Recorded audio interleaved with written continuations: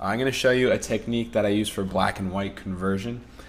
Some people may know it, but it's the basis of another effect that I've learned that I do to almost every one of my color images. So I use this black and white technique to affect the tonal range of my color images. So this is just the starting point. It's a little bit basic.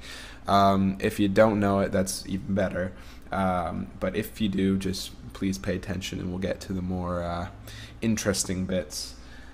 So this is for all those people who just hit desaturate on their picture and be done with it. There's actually a lot more that you can do when converting an image to black and white, as long as you start with the color file.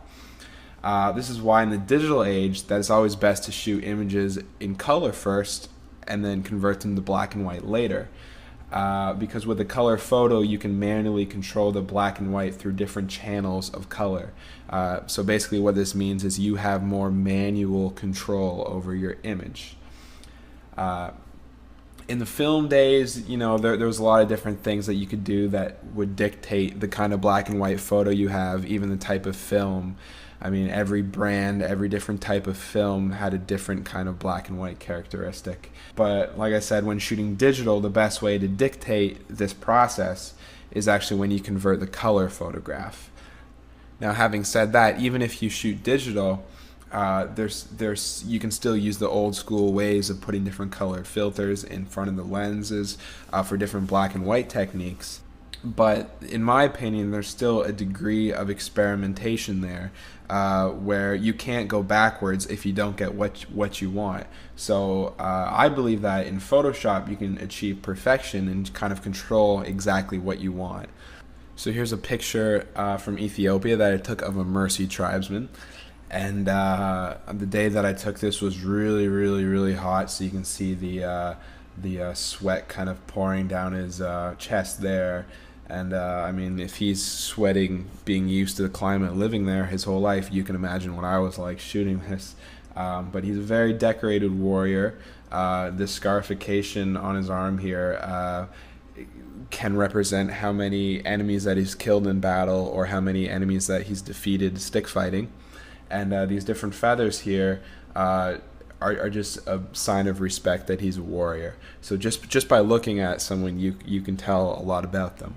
But anyway, I photographed him with my studio light, and it was really bright, and he didn't like looking at it. So he just kind of put his head down like that, which I think made for a really interesting composition with the feathers on his head and a really interesting photograph.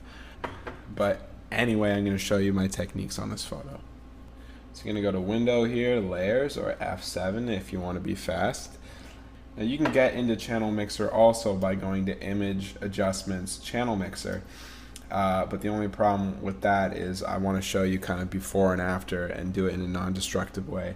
So down here you can click this button for an adjustment layer and then open Channel Mixer. So the exact same thing, except now it puts it on a new layer above it with a mask and everything.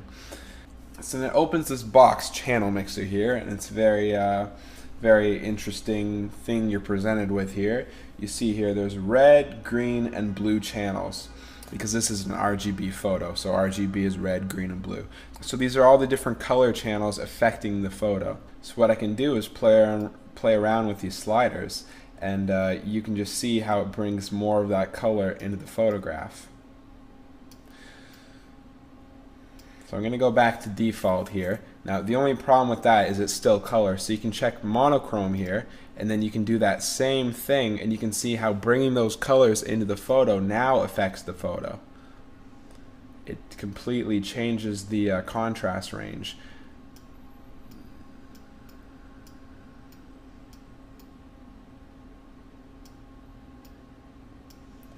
So just playing around with each individual one will give you a different effect.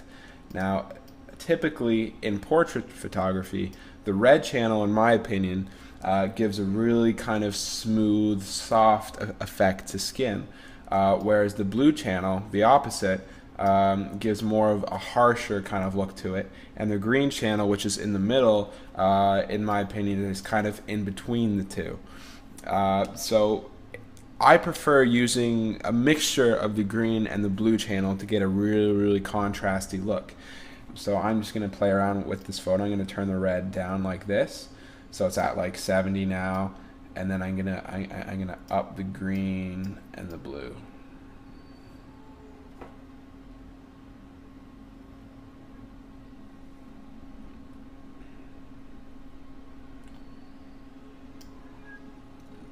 It's looking pretty good so far. I'm gonna turn the red even down further and up the blue.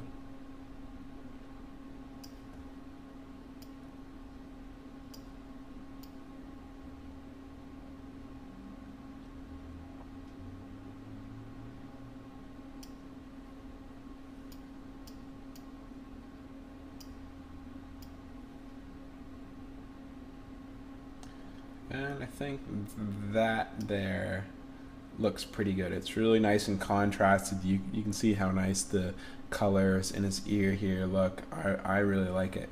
So I'm just going to show you the difference between that and just straight up duplicating the layer and turning it black and white just by hitting desaturate. So this is just with desaturate, and this is with my custom channel mixer conversion to black and white. So I lost a bit of detail in there in the eye with my conversion, but I still prefer it just because it gives like a really contrasty kind of cool look to it. And since you made this adjustment layer, you can always go back and change it. So now that I can see the difference between just a straight up desaturation, I can notice that the eye has lost detail now, so I can change it and tweak it a little bit here.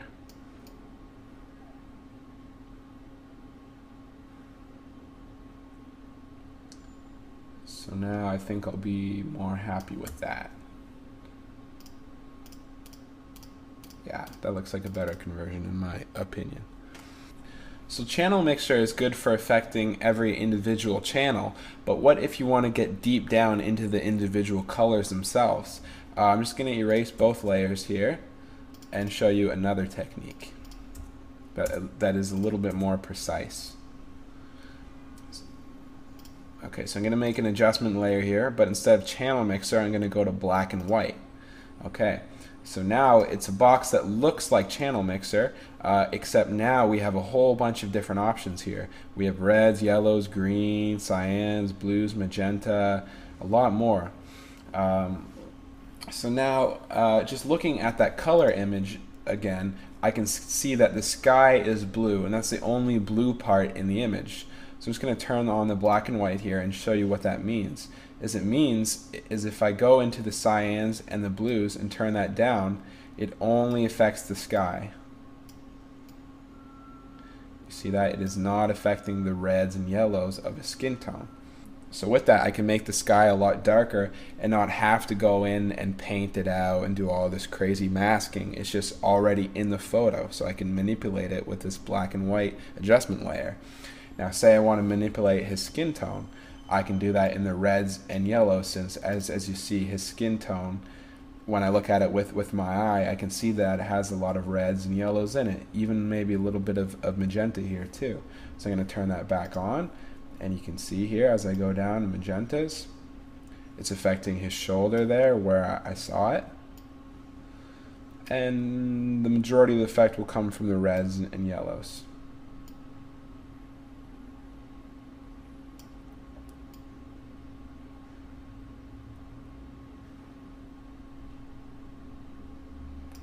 So now I'm just going to tweak this until I'm happy and have more control over the final result.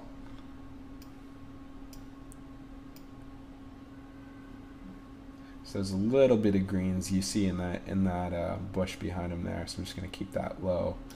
But I really like the dark, kind of more moody sky. So I'm just going to bring the cyans and blues almost all the way down.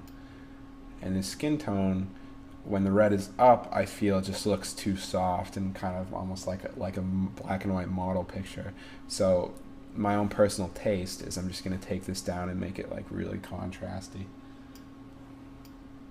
So to me that looks pretty good. So I'm just going to keep that there, and if I want, I can edit my photo more and then always go back to this adjustment layer here.